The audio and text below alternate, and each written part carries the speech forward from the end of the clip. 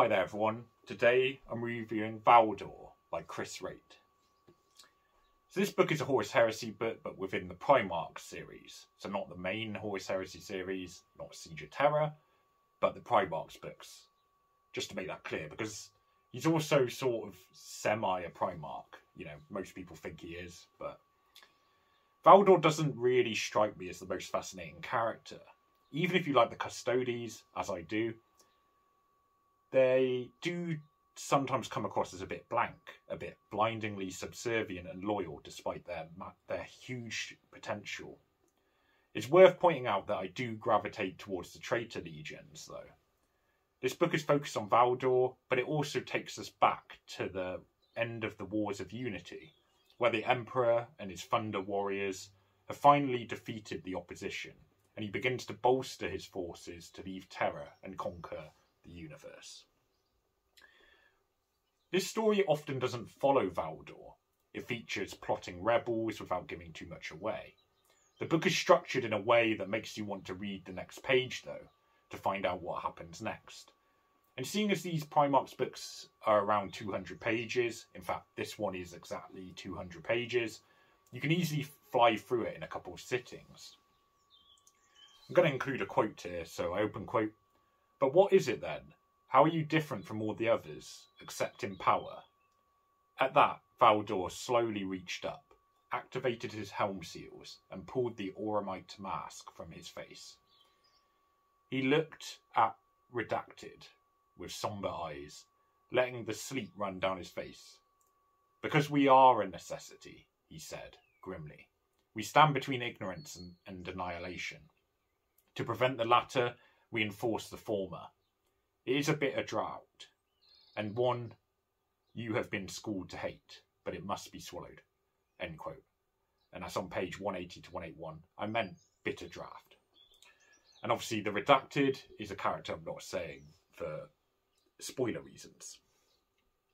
The book does a good job of having interesting events built around Valdor, and not necessarily making him the sole focus, while still illuminating some of his character.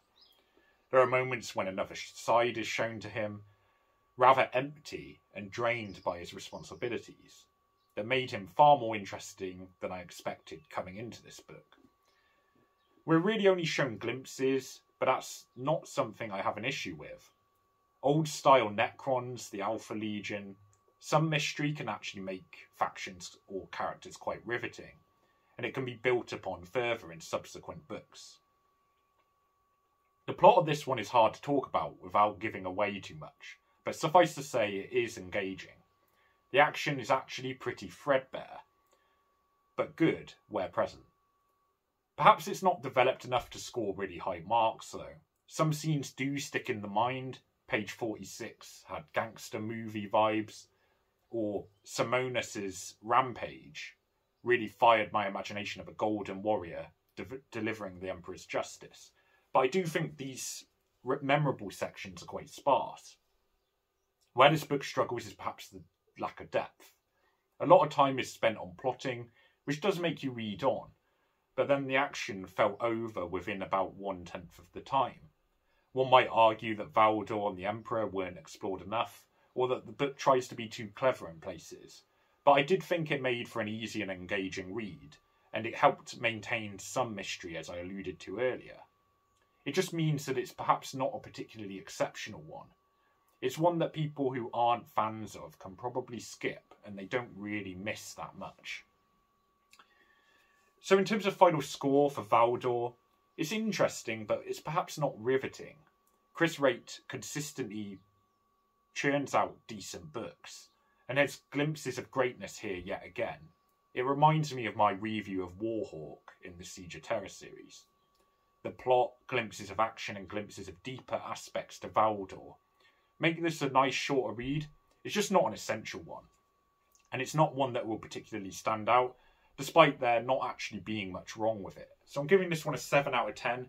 It's a decent read, but it perhaps doesn't really reach the higher marks. It doesn't do enough of the characterization, the kind of tension building, but I did actually find myself reading this really quickly. It's quite a page turner in a way. So thanks for watching. Plenty more Primarchs reviews, and I'm working through all the Siege of Terror, So subscribe for that, and thanks for watching.